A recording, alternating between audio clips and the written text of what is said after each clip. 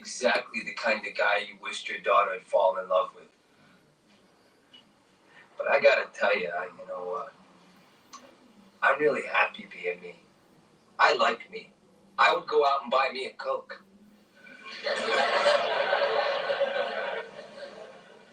But if you don't like me, and if you're never gonna like me, I mean, hey, that's the way it's gotta be, you know?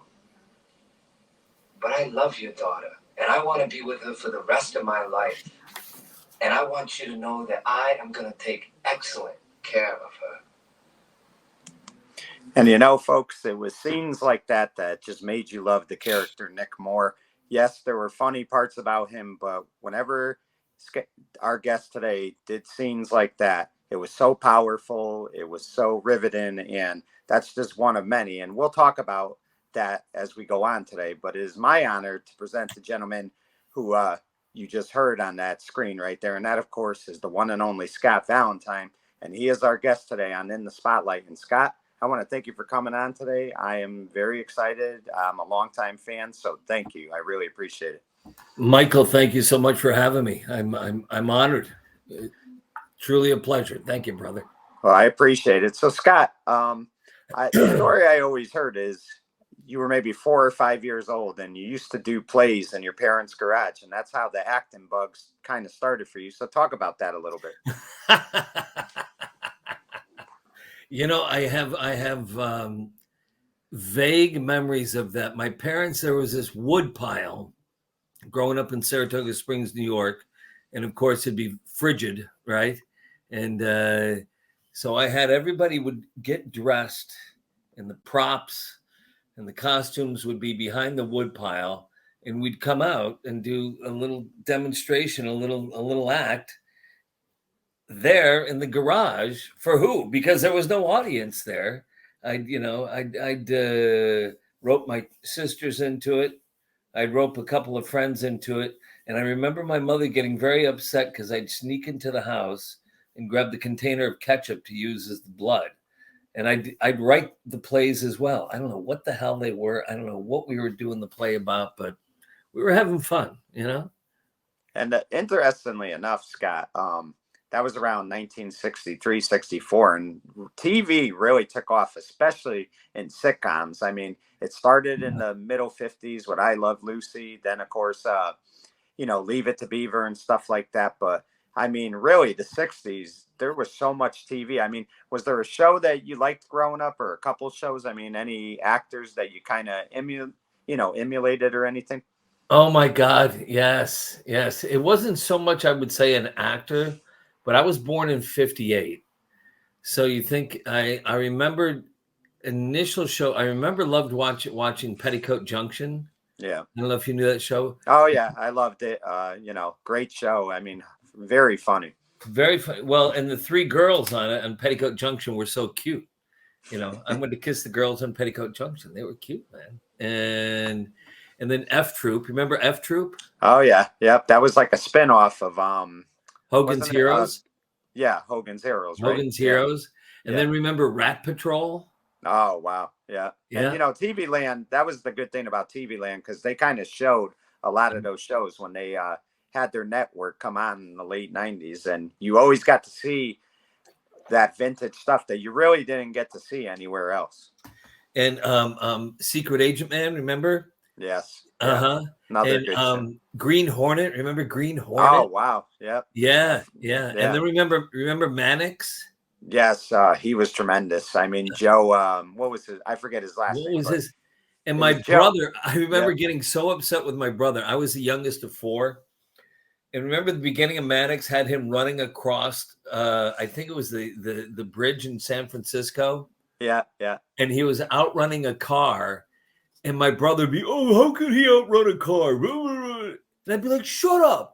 He's a super guy, all right? And I'll tell you, that was probably the first real cop show that really took off because that was on, I would say, 8 or 9 years. It was on a very long time. Excuse me. I apologize. Oh, no problem. Mannix and then Perry Mason. I remember coming home from school and watching the old Perry Mason in black and white. Remember that? Oh yeah, and it's funny you say that because when I would come home from school, that was on all the time too. Because you got to remember too, when I was a young kid, cable had just started, so not everybody had it yet. So those shows were like on Channel 9, I think, WOR, somewhere, one of those channels. So that show was always on when I got home from school. Mike, how do you know these shows? You're at least 20 years younger than me, brother. Well, you know what? I'm a big TV historian. I really love that stuff. I just love all those great shows. I love Kojak. I love Columbo. I was a big, Columbo. yeah, I loved him always messing with his and and always be befuddled. And he's got just one more question, one more. Yeah, loved Columbo. Loved that. Yeah, I'll tell you, Scott, one thing, I know we're getting a little off topic, but that's okay. But I just don't think sitcoms today, and that's no knock at them. There's still some funny TV out there, but I don't think they could compare to what sitcoms were back then because, I mean, the writing was so, it was done so well. I mean, there were just so many great shows that you had to choose from. And I didn't think there was a bad show that was on TV back then. And, the proof is in the pudding because look at these shows are still on reruns so many years later. No, Michael, I will knock him. Hold on, let me get that cable. A lot of the sitcoms now, and a lot of comedy now, unfortunately, is based in belligerence and just in being mean. Comedy. To me, comedy has always been, in order for somebody to be funny, they have to be smart. Yeah. Because they have to be able to see what the normal person sees this way. A comedian, a funny person, a funny writer has to be able to see it from this angle and go, look at it this way, see it this way, and see it from a different perspective, and get everybody else who normally sees it this way to see it from that way and go, oh my God, he's right. Look at that. And I think, even comedians that were very insightful, guys like Richard Pryor, who was very intelligent, guys like, oh God, what was his name? Well, Jackie Gleason, I mean. Past Jackie Gleason, what's his name? White guy, not a black guy. Not Richard Pryor.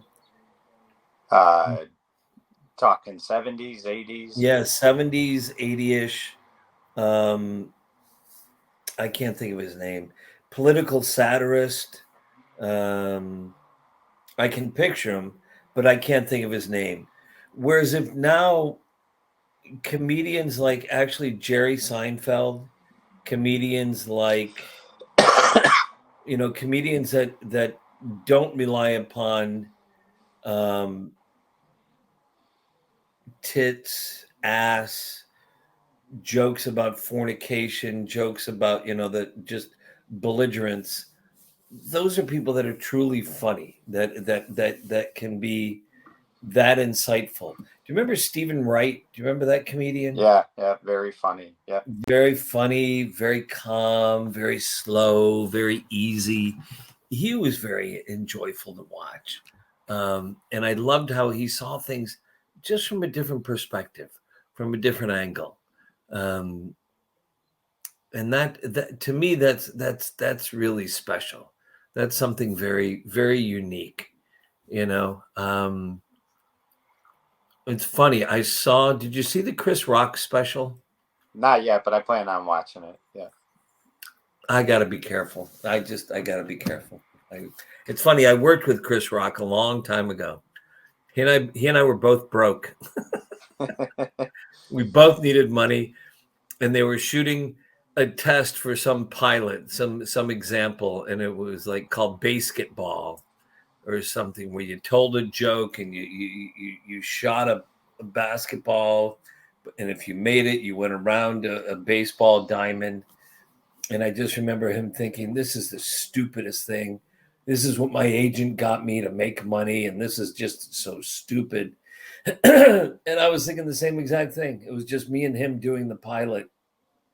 I think that there was a movie about that too. I remember watching something about that. I Well, think they there put it was into a movie Basketball, but it had Yeah. nothing to do with what this was. Anyway, Right. I'm getting way off topic. But comedy is very difficult, and sitcoms. If you look at the osmosis of sitcoms from the 60s, look at All in the Family from the 70s. You know, All in the Family. Would All in the Family get on television now? Do you think it would? I don't think it would. I think it'd be very hard because, I mean, I don't think like it would. I think everybody is too afraid. I think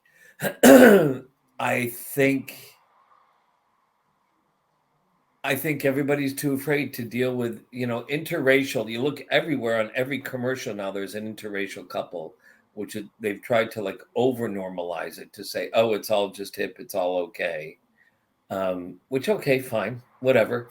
But to deal with abortion, to deal with interracial issues or bigotry the way that All in the Family. that All in the Family did, to deal with homosexual issues the way that All in the Family did, very bluntly, very upfront.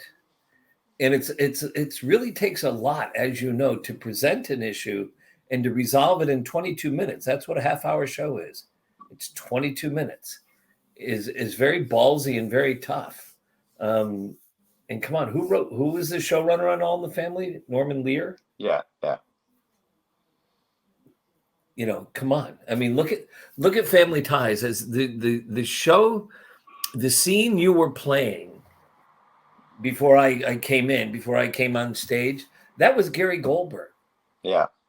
But that was Gary Goldberg talking to Diana Meehan's family. I just read Gary Goldberg's book again, Sit Ubu Sit. Yeah. And if you like sitcoms, I highly encourage you. You can get it on Amazon. And do you have a Kindle? I love it. I bought a Kindle. Yeah. I love it. Love it. Yeah. It's an easier way to, Dude, it rocks. Yeah. With books, and I'm always like, oh, I want to read the book. I want to feel the book. I want to turn the page, Yeah. I'm old school. I want the paper in my hand. God, I'm getting old. Look at this. But Scott, think about this, and you brought up All in the Family. One thing that All in the Family, the things they did at times were racial, but at the same time, they were getting that character Archie Bunker to understand that it doesn't matter if you're white or black or whatever. Everybody, if there are decent people, and they got that character to see that in time. And I mean, he ended up having a housekeeper who was African American, and he really looked out for her. So as the show evolved, Archie Bunker got past a lot of those racial issues. Yeah. Yep. Yes. And that's always good when you do it the right way. But you can't just have a show, where it's the same thing all the time. And what they did was they showed you the good sides of Archie Bunker, and then they showed you a lot of the horrible sides to him. And basically, it was a guy who wore a lot of hats. That's how I took it. Well, let's remember too. I mean, Norman Lear was the creme de la creme of showrunners. And I don't know if your audience knows, and we should explain to them what a showrunner is in the world of television, the world of sitcom. A showrunner, folks, is the guy or gal who creates the show, comes up with the idea, writes the initial pilot, and then is responsible for the life of the show of hiring the writers, hiring the producers, hiring the cast, essentially overseeing who the crew is.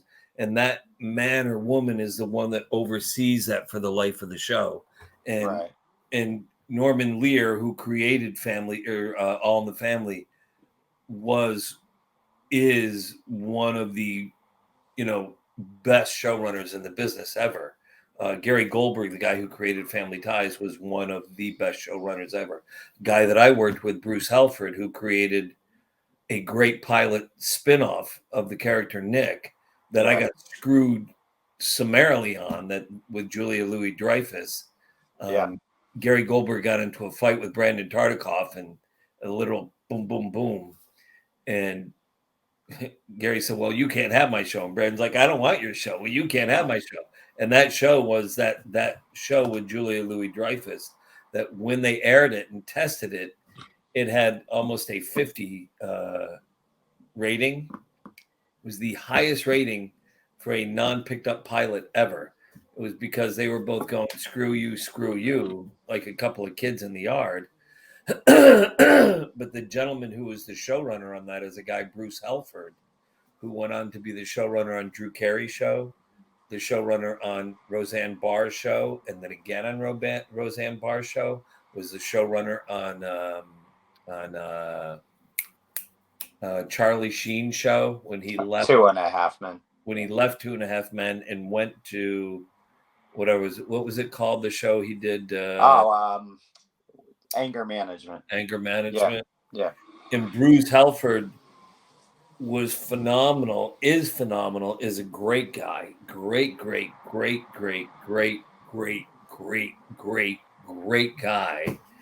and is great at handling very mercurial, difficult individuals like Roseanne Barr. I mean, the stories are true. She's a challenge. But to have somebody that is not only a great writer, that is not only funny, but able to handle, a mercurial personality. I see you've got, that's a Yankees jersey on, right? Yes. Yeah.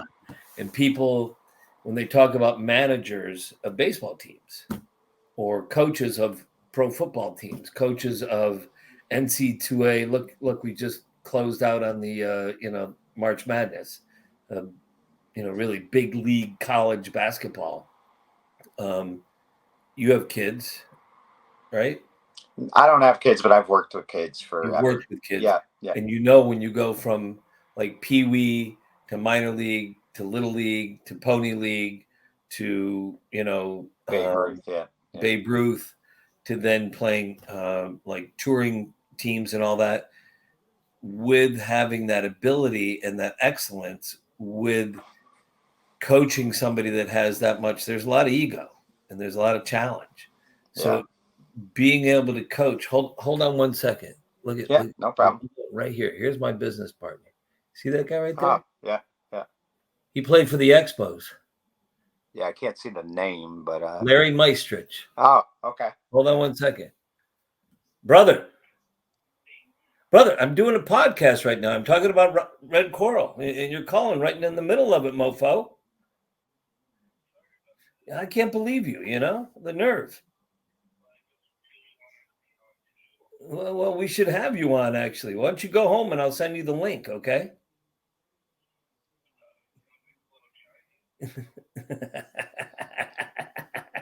No, we'll be done by then. But in the next one, all right?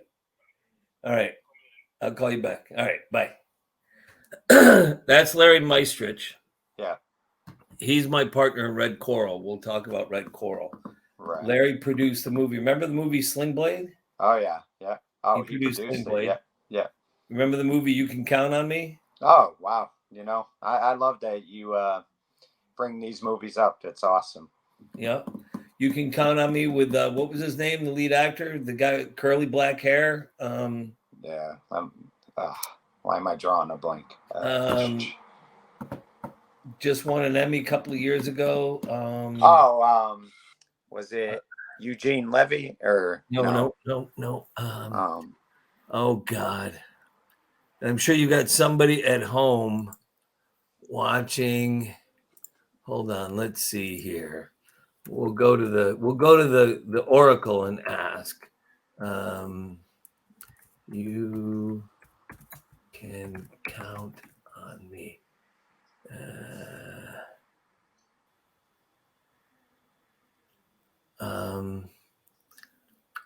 Oh, come on. It won an Academy Award. I think I have the name in wrong. Mark. Oh, hold on, Mark. You Can Count on Me in 2000. Yeah. Yeah, was that was it Mark or was it? Yeah.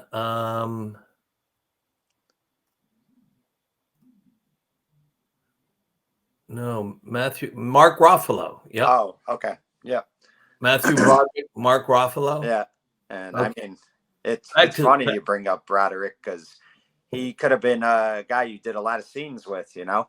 So it didn't work out that way, but it is funny that you brought him up because I obviously Michael J. Fox definitely shined as Alex P. Keaton, but phenomenal. yeah, but Matthew did okay in film. So I mean, they both went They're on both to have phenomenal good. talents. Phenomenal. Yeah, And I'm not saying that to be like politically correct. Michael Fox is so friggin' talented. So talented. and you know what I love about him more than anything, Scott? This is why like people have to understand TV is just TV. He is so opposite from the character he played because So, you listen to him in interviews, you hear people talk about him. Many have said there's not a nicer guy in Hollywood than Michael J. Fox, you and know? also remember now, okay, remember in the 80s, okay, we started Petticoat Junction, F Troop, right? Hogan's Yeah. Heroes, okay. Then we go to the 70s, and All in the Family was sort of the creme de la creme. We remember Dynamite. Yeah. Good times, great show. Yeah. Okay. Then you get into, remember there was what was it? What was that Family Affair? Dun, dun, dun, dun, dun, dun, dun, dun, Oh, with dun. Brian Keith. Yes, yes, Yes. Yeah. yep, yep. That was a good Um, show as well. Yeah. but then you go to the 80s and you're starting to get into Cosby and Family Centric. And there was a great line that Brandon Tartikoff, do you know who Brandon Tartikoff Oh was? yeah. Listen, I mean, when I think of NBC, he's the guy I think of. Brandon Tartikoff. Now, hold on. He had said there was a thing, and I'm gonna take away from your show, this show. He had said to Gary Goldberg when Family Ties was taking off, and he said there's a key about a family sitcom, and there were three things. And the first it was like if the family let you into their house, that's number one. The second one, it was something like when they start to identify with you, that they see themselves in the show, that's number two. But the really big thing, the number three, is when they feel that they can become a better family by watching your show, then you've won them over. Then it's golden. Yeah. Yeah. Then you are, you've got them forever. And Family Ties did that. Look, with all the respect that it deserved from the time, the Bill Cosby show deserved it at that time. Yeah. In spite of what Bill Cosby did as a person apart from the show. Then you look at Cheers, you look at Wings. Right. What other shows were there around? Golden Girls, Empty Nest. Golden Girls, now phenomenal Yeah. phenomenal writing. And then in the 90s, what shows were there in the 90s that were? I would say in the 90s, I mean, you would look at it. I mean, you still had Cheers in the early 90s. You had Frasier, which kind of really took off. That was great show. That was David Hyde Pierce, who he and I went to high school together. Yeah. So, I mean, that was a big time show. And then, ABC did a lot of family shows. They did a show Step by Step with Patrick Duffy and Suzanne Summers. Then you had Family Matters. Did not compare to Cheers, Wings, No. Family Ties, Cosby Show. Did not. And it's like the quality of the family sitcom or the sitcom Cheers, Wings went down and down. And I don't think it's been achieved again since. I really don't. And I can't name thing too, Scott. I don't mean to cut you off, but the one thing that sitcoms are doing wrong that they didn't do wrong back then is it's like you said before. it's just all comedy all the time, but it's forced sometimes. When you did Family Ties, when there was the show Happy Days on, all those other shows, there was always some drama in there as well. Like, there were some sad scenes. I think about the episode you did with your dog passing away. I mean, that was a tough episode to watch, but there was funny parts, yes, but they also touched on real life situations, and you don't see that anymore. The comedy had to come out of the story. It couldn't be like, here's the story, and we're gonna go 90 degrees over here, grab a joke, and then come back and let's get back to the story. The comedy had to come out of the story, and more, with all due respect to the actors from the show with Katie Seagal and Married with Children, or yeah. It, to me, it was, a lot of it was belligerence, and a lot of it was just not sexual innuendo, but just sexual. And I don't know. Look, I don't have time to watch. Who has time to watch TV now? And there's so much. And that thing is, with that show, they were funny characters already. You didn't have to necessarily go over the top like that, because Ed O'Neill was a very funny man. He was funny, and you didn't need to do all that extra stuff in that show. Yeah. And it did a good job. Don't get me wrong. It was probably Fox's most successful comedy in the 80s and 90s. But the point I make is, they could have went a different route if they really thought about it. Yeah. I don't know. Are there any funny family sitcoms on TV now? I mean, I don't watch a lot of sitcoms like I used to now. I watch a show called Blue Bloods, which I know you've heard of. I really enjoy watching that. I think they do a great job with the writing on that. But that's not a sitcom. It's more of a drama than anything else. But it's a very good show. But as far as comedies go, I really don't watch comedies like I used to, because I've seen the way that things change. Now, you brought up Brandon before, who, like I said, I think of NBC. I think of him. He had the guts to put that Saved by the Bell show on Saturday mornings, and it was a tremendous show. But again, it goes back to what I said to you before. On that show, there were funny moments, but there were serious moments that dealt with the struggles these kids go through. Now, in 2021, they, did a reboot of Saved by the Bell, and I thought those kids did a great job on that show, but there was never a serious moment ever. Even the actors who played those characters, and they were on a few of the episodes, it was always, whenever you thought they were going to be serious, it was always just a joke. And I didn't like that, because that's not what that show was. And that's what I mean about how they've changed sitcoms. Yeah. So that's the problem, I think, with sitcoms today. I really do. Yeah. So, Scott, let me ask you this. Interestingly enough, your career almost didn't take off. I think it was 1980 or 1981. You got hit by a truck. I mean, that your career was almost over before it ever started. I mean, thankfully you're here to talk about it, but just talk about that, because I know that was not easy for you to get back after that.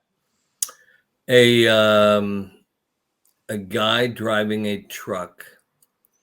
He and I got into an argument on the corner of 8th and 42nd, and right a block west of Times Square in Manhattan, and purposefully ran me over. We got into an argument.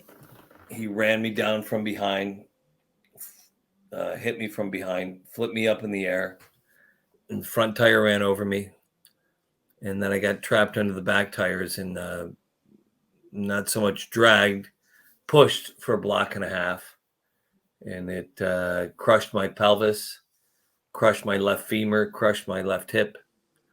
I was taken to the emergency room in an ambulance, died in the emergency room, was brought back. I was paralyzed from the waist down for 52 days, and then started feeling again in my right leg.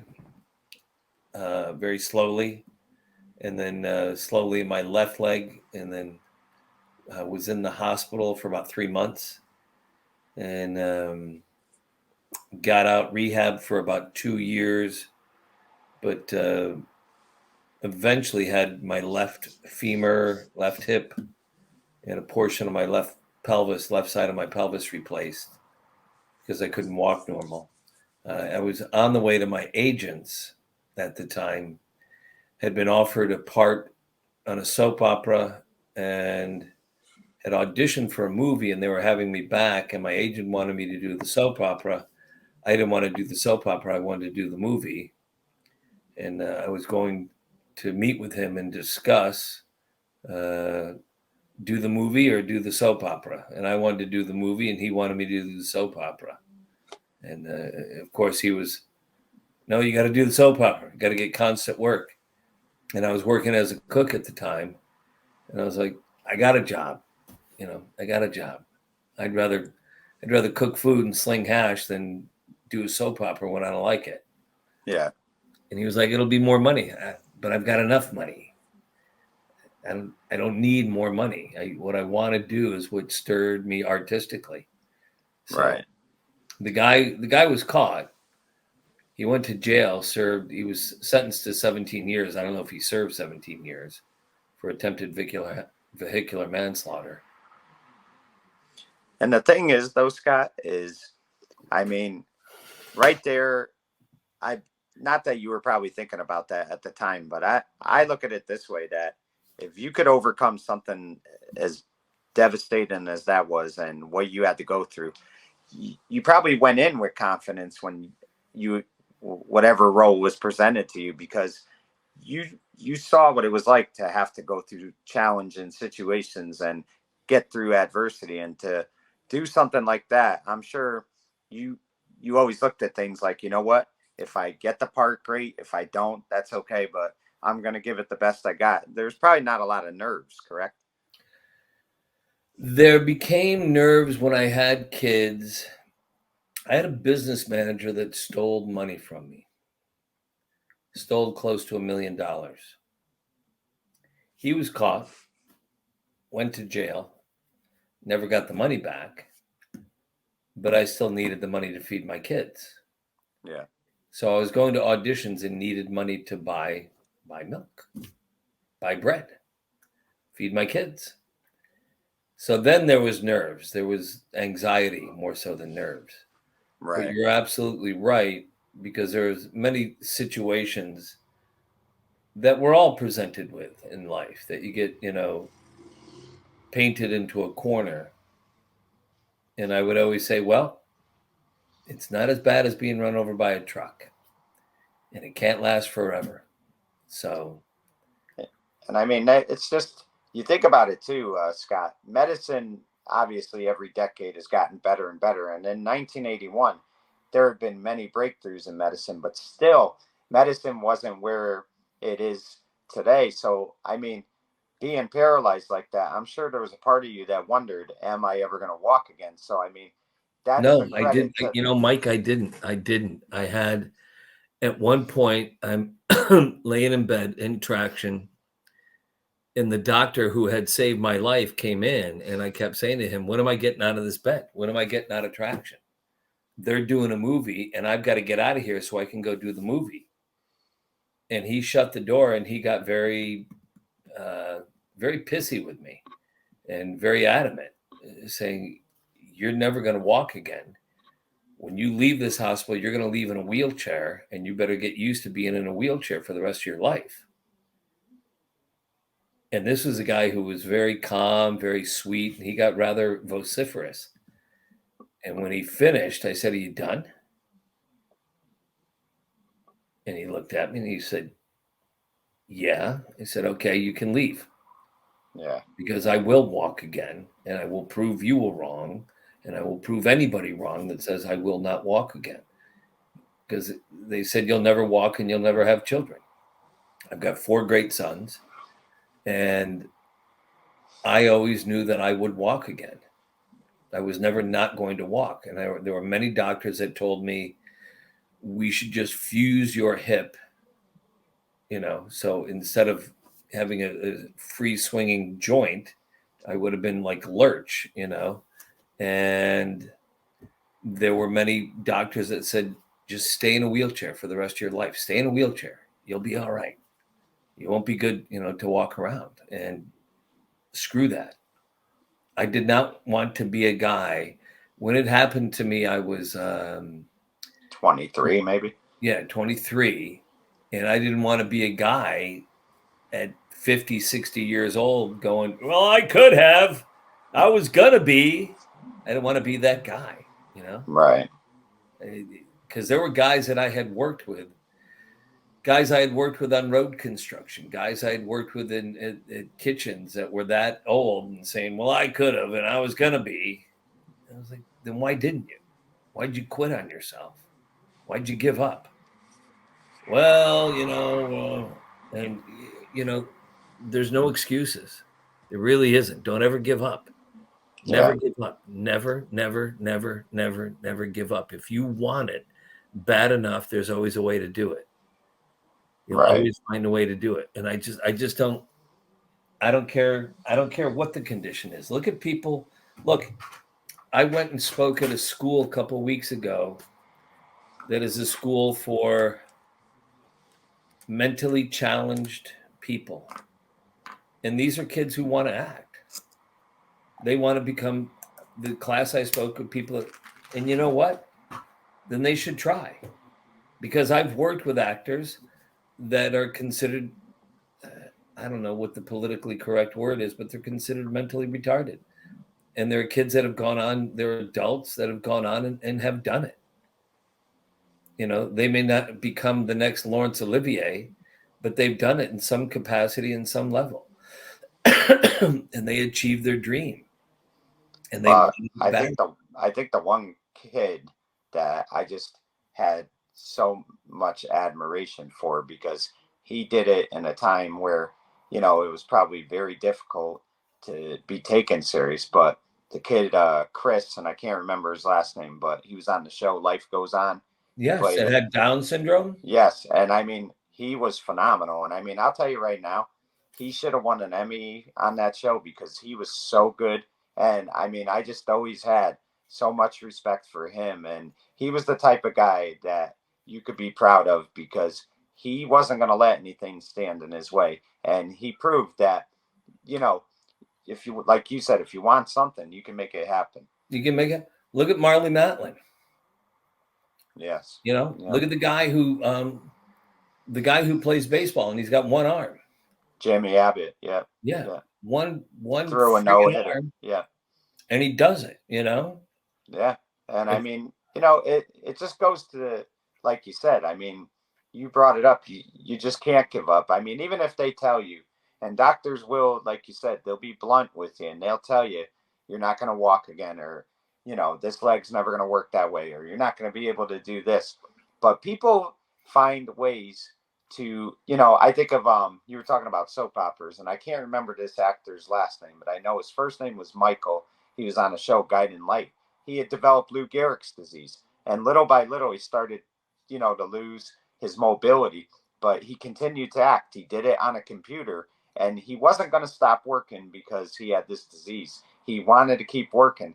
And it's people like that you just applaud because they want to do something, and you're not going to tell. Look, and it's not just acting. It's not just, we shouldn't limit it to just acting or athletics. There are people that become engineers. There are people that become teachers. There are people that become in aeronautics, that they have a dream, they have a desire. Don't ever give. There's always a way to do it. You may not do it what is the normal or considered the norm, or the way, but there is a way to do it where you can excel at it. And I think the lesson is, you don't tell somebody, this word they use a lot, and it kind of upsets me a lot, is when they say, well, he or she is different. That's what the type of word they try to use. You don't have the right. Nobody has the right to tell anybody that they can't try this or they can't don't do let this. Anybody set limitations. Yeah.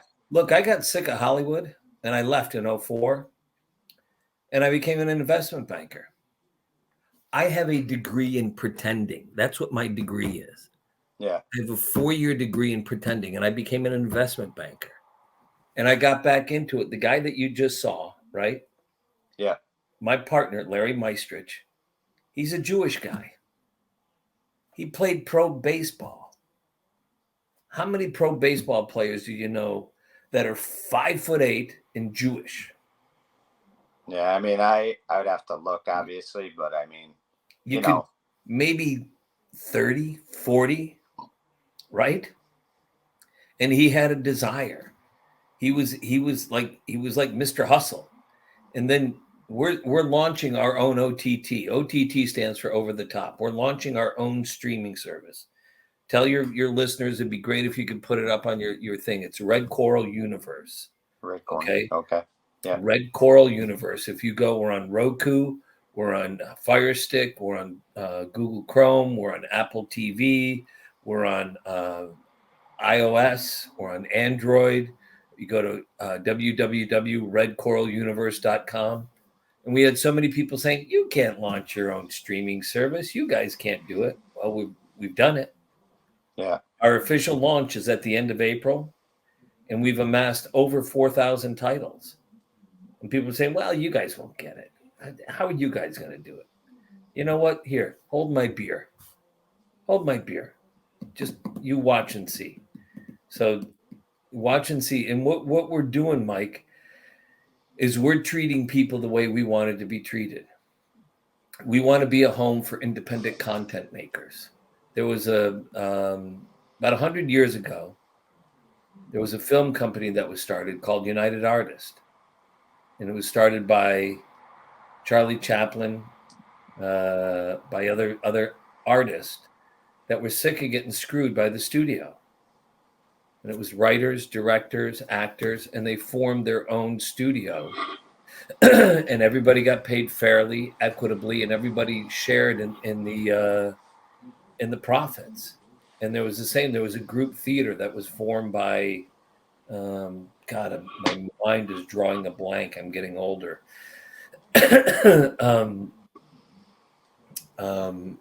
Group theater, one of Eugene O'Neill, one of the most famous American playwrights. Trying to think who else. Clifford Odets. And it was the same thing. They were sick of the theater owners getting rich and not treating the writers, the directors, the actors fairly. So what we want to do is treat the filmmakers, the directors, the writers, the actors fairly, and give them an even split of the profits. Yeah. And you will see content on Red Coral that you won't see anyplace else. Check it out, brother. When we get done, wait, let's turn it on right now. Can I share my screen? Sure. Go ahead. Yeah. Can I really? Yeah, you should be able to. I mean, I think. Do you want to like show it on the thing? Let me see if I can. Hold on one second. I think I'm trying to think. I know you could share the link.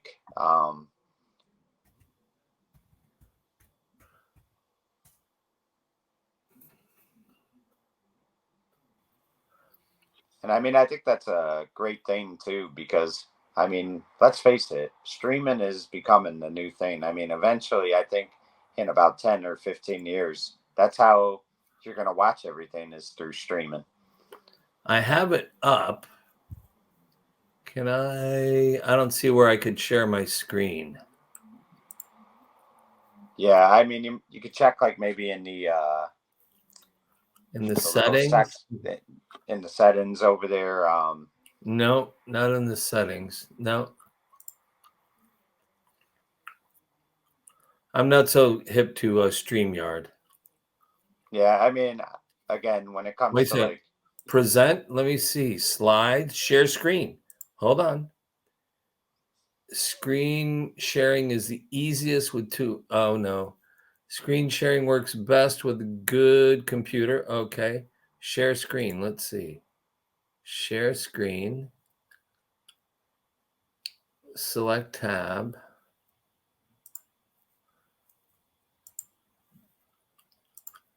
There it is. Can you see it? Not yet. Oh, sugar blossoms.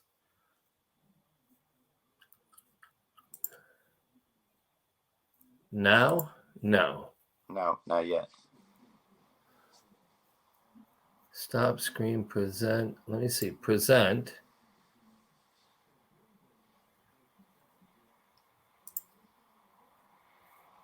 You can't see it, huh? No, not yet. No. View. No, it didn't. Let me see. You can. You're in the show. I'm in the show. Slides.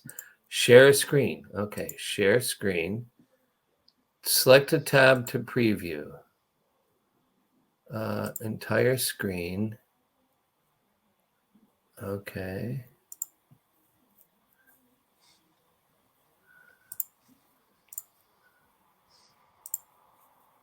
Share.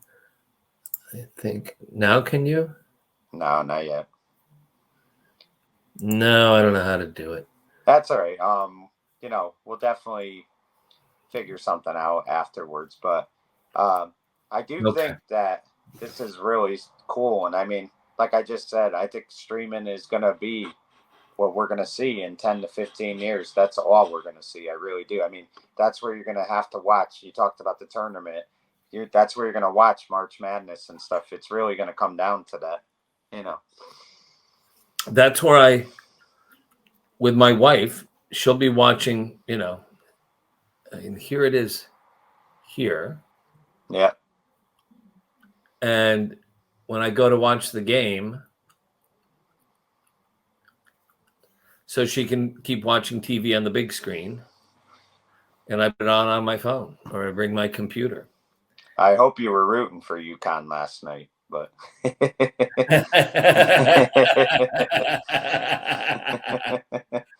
I was, you know what I was rooting for? I was rooting for a spirited contest. I wanted and to it see a was, good game. yeah, it But really. I wanted to see, my favorite team is UCLA. Yeah, And yeah. UCLA lost two of its starters at the end of the season. And I think if UCLA had not lost those two starters, you would have seen UCLA and UConn. Actually, they would have faced each other in Sweet 16. That would have been something. That would have been really. And I think UCLA would have beat UConn. Okay. Yes, I do. UCLA had the best defensive team in the nation that was in the dance. So I think they would have beat UConn. I do. I know you're a UConn fan. Yeah. Listen, hey, I mean, you have to understand that there's always, certain things that factor in. And a lot of times luck, you need a lot of luck to win these tournaments. You really do. No, everything has to break your way. UConn dominated, brother. Yeah, They dominated. Yeah. But watching San Diego, was it last night? Yes. Yeah. Last night, watching the guards on San Diego drive into the lane and then pull up and just not know what to do with the ball and then dump it outside. UCLA has guards that would have gone up with the ball and either drawn the foul or did a fadeaway jumper. Which is just, they have the guards on UCLA are much better than the guards on San Diego State. Yeah. Well, and I give San Diego State a lot of credit because they weren't supposed to make it to the final and they did a tremendous job. And, that's what I love about college basketball. That's why I love it so much more than the NBA. And I'm not really big into the NBA anymore because college basketball, these kids play their hearts out. They play so fierce every game. And so many of these schools are getting better and better. And now you're starting to see that small team that nobody, comes out of nowhere, they can make the Final Four. And I think that's just awesome. Hey, you've got to sign up on Red Coral, brother. You got to sign up.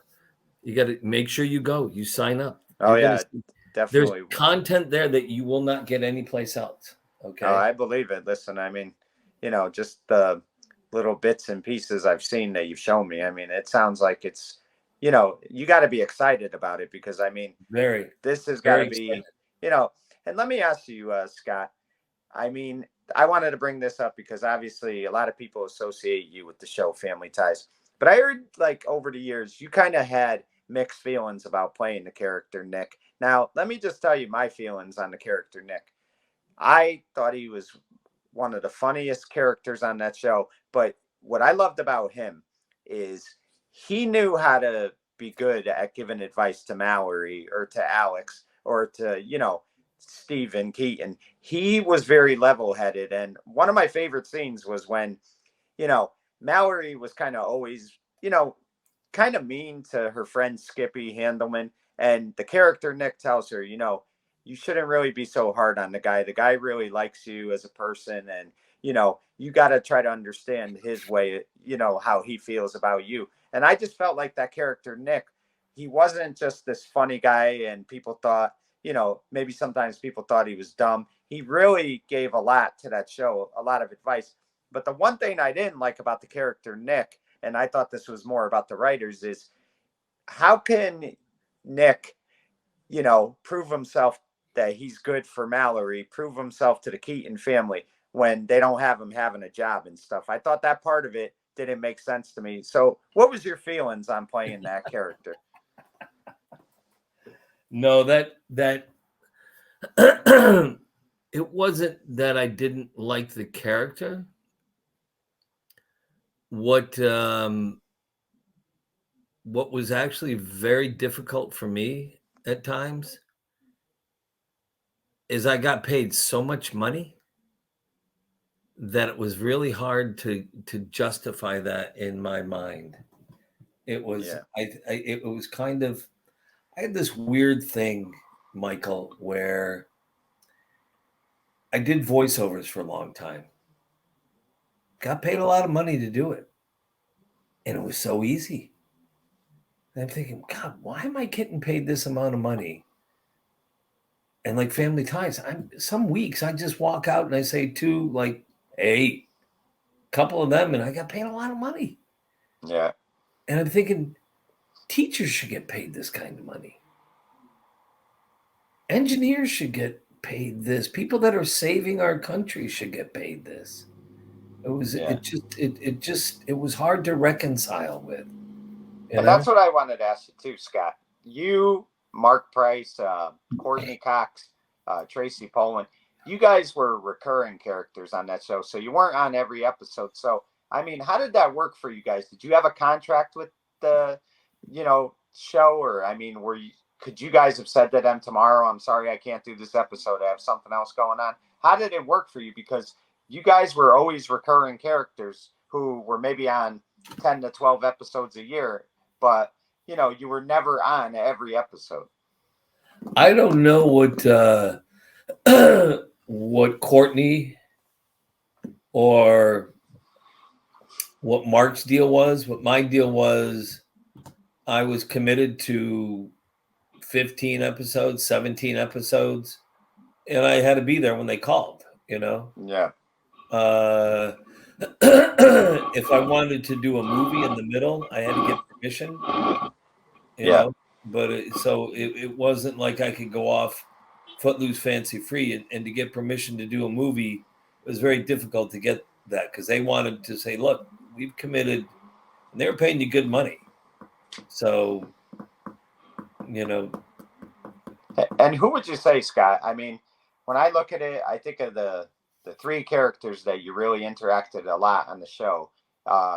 You obviously worked with Justine a lot, but you worked with both Michaels, Michael J. Fox and Michael Gross. And, who would you say you had the best chemistry with? In my opinion, just like, the scenes you did, and some of them were kind of powerful. Like I said, I felt like you and Michael Gross had the best chemistry. Who would you say you probably worked with the best on that show? Oh, I think Justine and Michael Gross and Michael Fox. Michael Gross is such a talented guy too. He's so talented, and Michael Fox is so talented. Oh yeah. They're all, and Meredith is so talented. And she really was like, I mean, I loved her scenes with Michael Fox because I always felt like she was the one character on the show that Alex wasn't gonna, he had that respect for her where he was never, as much as he could be that obnoxious, Republican, and she was, the liberal and stuff like that. He was never gonna disrespect her too much. He knew how to toe the line with her. But I was very fortunate to walk into a situation where the show's already established writers, established relationships, and to have such talented actors from Fox to Gross to Meredith to Justine to Tina Yothers. They're all very talented people. I was very, very, very, very lucky. Very And lucky. I really enjoyed when you did the scenes with Brian as well, because I mean, He was such a sweet kid. he was, yeah. And I mean, the scenes that you had with him were so great. Like there was the one episode where he felt like his brother Alex was ignoring him for his girlfriend, and you kind of do something simple like you give him the little light bulb, you go, here's a light, and he hugs you and stuff like that. And I just always felt like, the scenes you had with him were awesome as well. And what a He's a phenomenal, great guy now. He's yeah. married and he's got his own child now. And he's playing in the music business, yeah. Yeah. And But his son is cute as all hell. And he's a great, great dad. He's a great dad. He's and just what a talented actor he was on that show for a young kid. I mean, he was tremendous. I mean, he knew how to they have to give you the material, no doubt about it, but he knew how to act it well. And I thought he was one of the funniest characters on that show as well. great guy. Hey, look, Michael, I got to get skedaddling. I got to call No Mr. problem. Maestridge back. I You got some appreciate it. business? We'll definitely do it again, but I appreciate you giving me some time. I mean, it was a real honor for me, and I enjoyed this. I mean, we touched on a lot of topics, and I knew you'd be great. So thank you again for doing this. Thank you, brother. Let's do it again. And don't forget Red Coral. Okay. Absolutely. And folks, check that out. I'll definitely be posting that link on Facebook when I share this. But folks, this is the great Scott Valentine. And as you can see, 30 years later, after that show went off the air, look at the things he's doing. And this Red Coral is proof of just how innovative this guy is and how creative he is. So, check it out. And Scott, thank you again. I really do appreciate it, buddy. Michael, thank you so much. Thank you, buddy, for in Fist the bump, brother. spotlight. I'm Mike Kenichi saying good night, everyone.